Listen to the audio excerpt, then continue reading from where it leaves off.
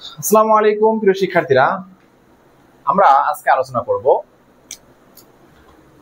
Case number হচ্ছে সেকেন্ডে case পড়ছিলাম হচ্ছে আমরা first case, second case, third case, fourth case নিয়ে আমরা আলোচনা করব। ঠিক আছে, ফোর্থ কেস। আচ্ছা, আমরা একটু যদি রিমাইন্ড করার চেষ্টা করি, ফার্স্ট কেসে ছিল হচ্ছে আমাদের নরমাল ট্রায়াঙ্গেলের যে formula half into base into height, এটা ছিল।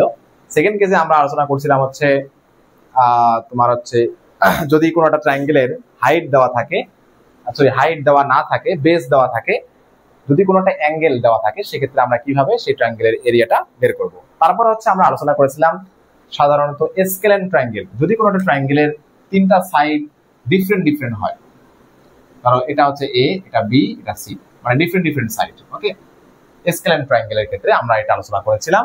তো আজকে আমরা আলোচনা করব ইকুইলেটারাল ট্রায়াঙ্গেল, যেখানে হচ্ছে কোনো একটা ট্রায়াঙ্গেলের তিনটা সাইড ইকুয়াল, কোনো ট্রায়াঙ্গেলের তিনটা সাইড ইকুয়াল, অর্থাৎ এটা হচ্ছে এ, এটাও এ, এটাও এ।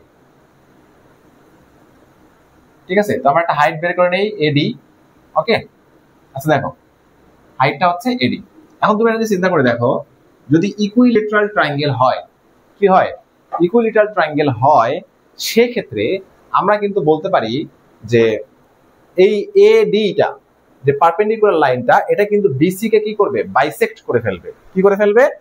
বাইসেক্ট করে ফেলবে। এটা কি তোমরা জানো? বাইসেক্ট করে ফেলবে, অর্থাৎ এখানে এডিটা হচ্ছে আমাদের মিডিয়ান। হ্যাঁ, বুঝতে পারছো? এডিটা কি হবে? মিডিয়ান, শুধুমাত্র ইকুইলেটারাল ট্রায়াঙ্গেলের ক্ষেত্রে। ওকে, আচ্ছা তাহলে দেখো আমরা একটা জিনিস বলতে পারি, বিসিটা যদি আমাদের এ হয়, তাহলে বিডি এটা হবে আমাদের এ বাই টু, এই পার্টটাও আমাদের কি হবে, এ বাই টু। ওকে, আচ্ছা তাহলে এবার আসো আমরা in triangle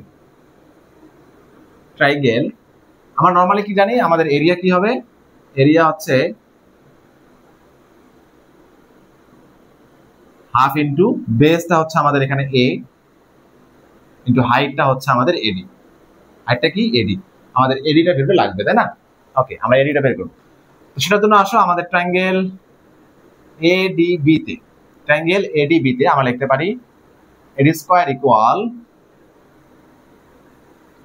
AB square minus B D square. Okay, তাহলে এবি স্কয়ারের ভ্যালু কত দেওয়া আছে বলো তো?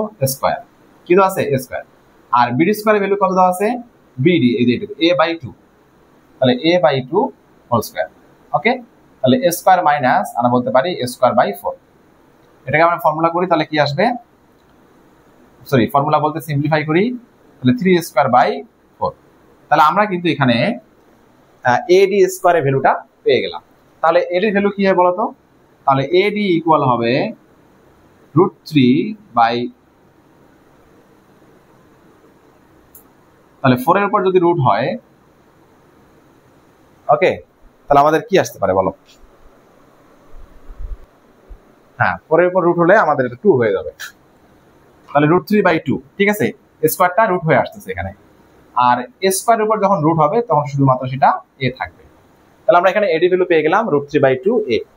এবার আসো আমরা এখানে এটা রিপ্লেস করি, হাফ ইন্টু বেজ হিসেবে আমাদের এ আছে, আর এডি এর ভ্যালু পেলাম রুট থ্রি বাই টু এ। তাহলে আমাদের, আচ্ছা এখানে কোনো কিছু কাটাকাটি করা যাচ্ছে না, মাল্টিপ্লাই করে দাও সবগুলো, রুট থ্রি আর টু টু দ্বারা কত আসবে? ফোর, আর এই এ মাল্টিপ্লাই করলে হবে হচ্ছে স্কয়ার।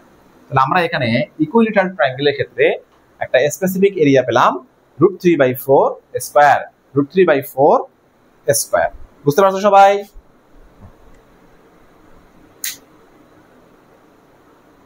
ওকে, তাহলে আমাদের ইকুইলেটারাল ট্রায়াঙ্গেলের ক্ষেত্রে ফর্মুলা হচ্ছে area is equal root three by four square. এটা হচ্ছে ফর্মুলা, এটা তোমরা একটু মুখস্থ রাখবা। ওকে, আশা করি তোমরা বুঝতে পারছো।